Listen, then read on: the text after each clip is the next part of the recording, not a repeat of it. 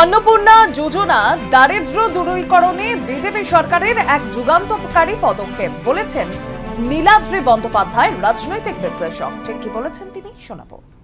না, এটা একটা ঐতিহাসিক দিন, কারণ আগের সরকার 1500 টাকা করে যেখানে দিত মহিলাদের অ্যাকাউন্টে, সেখানে 3000 টাকা কার্যত ডবল এই যে টাকা ঢুকলো, এতে যারা প্রত্যন্ত শ্রেণীর মহিলা তাদের অত্যন্ত সুবিধা হবে।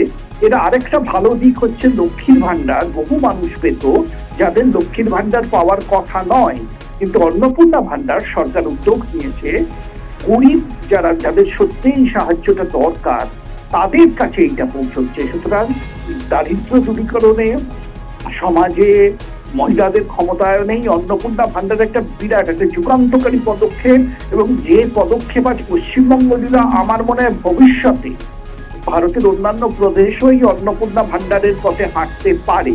আজ বাংলা যা ভাবছে, আগামীকাল দেশ সেটাকে ফলো করতে পারে।